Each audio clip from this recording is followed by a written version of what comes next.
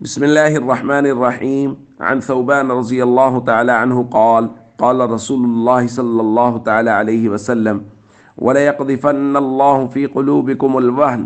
فقال قائل: يا رسول الله وما الوهن؟ قال: حب الدنيا وكراهية الموت. رواہ ابو داود۔ نبی کریم صلی اللہ علیہ وسلم نے ایک موقع پر ارشاد فرمایا: یوشک الامم ان تداعى علیکم کما تداعى الاکلۃ الی قصعتها، کہ ایک زمانہ آئے گا کہ امتیں، قوم میں وہ تم پر ایک دوسرے کو ایسے دعوت دیں گی جیسے کھانے والے اپنے پیالے کی طرف لوگوں کو دعوت دیتے ہیں۔ فقال قائل، صحابی نے عرض کیا: یا رسول اللہ ومن قلۃ نحن یومئذ، اس دن ہم تعداد میں کم ہوں گے، اس وجہ سے ایسی صورتحال پیدا ہو جائے گی۔ ظاہر صحابہ کرام تو وہ تھے جو تعداد میں کم ہونے کے باوجود بھی دشمن پر غالب آ رہے تھے اپنی ایمانی قوت اور طاقت کی وجہ سے۔ یا رسول اللہ تعداد میں کم ہوں گے؟ آپ نے فرمایا: بل انتم یومئذ کثیر، تم بہت زیادہ ہوگے، لیکنکم غثاء، ان کا غثاء السیل، لیکن تمہاری حیثیت سیلاب کی جھاگ کی مانند ہو جائے گی، کوئی حیثیت نہیں ہوگی۔ وَلَيَنزِعَنَّ اللَّهُ مِن صُدُورِ عَدُوِّكُمُ الْمَهَابَةَ مِنكُمْ، اللہ تمہارے دشمنوں کے دلوں سے تمہارے رعب کو نکال دیں گے۔ اور پھر وہ کلمات جو آج ہم نے پڑھے: وَلَيَقْذِفَنَّ اللَّهُ فِي قُلُوبِكُمُ الْوَهْنَ، اللہ تمہارے سینوں میں، تمہارے دلوں میں وہن ڈال دے گا۔ یا رسول اللہ یہ وہن کیا ہے؟ حضور نے فرمایا: حب الدنیا وکراہیت الموت، دنیا کی محبت اور موت کا ڈر تمہارے دلوں میں پیدا ہو جائے گا۔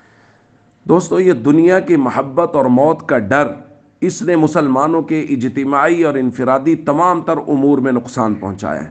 ظاہر مسلمانوں کی شان و شوکت وہ اسی وجہ سے چھینی کہ ان کے دلوں میں دنیا کی محبت پیدا ہوئی اور موت کا ڈر پیدا ہوا۔ اب مسلمان کسی بھی اجتماعی مہم پر جانے کے لیے اس لیے تیار نہیں ہے کہ میں وہاں جا کے مر جاؤں گا، اور مرنے کی تیاری تو کی ہی نہیں ہے۔ اسی طرح ہمارے انفرادی اعمال، نماز، روزہ، حج، زکوٰۃ، نماز کے لیے وقت نہیں نکل رہا، اس لیے کہ دنیا کو وقت دینا۔ بھائی دنیا کی محبت تو دل میں ہے نا، اور موت کا ڈر ہے۔ اور ویسے بھی مطلب انسان اس چیز میں زیادہ کوشش کرتا ہے جس پر اس کی محنت ہوتی ہے۔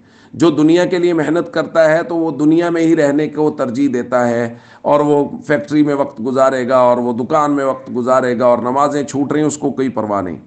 اور اگر کسی نے آخرت کے لیے محنت کی ہے تو اس کو موت کا کوئی ڈر نہیں ہے، وہ کہے گا بس صحیح ہے، میرا چونکہ سارا نتیجہ آخرت میں ہے، اور میرے لیے میرے آقا حضرت محمد کریم صلی اللہ علیہ وسلم کی زیارت آخرت میں ہے، اس لیے میرا سب کچھ تو آخرت میں ہی ہے۔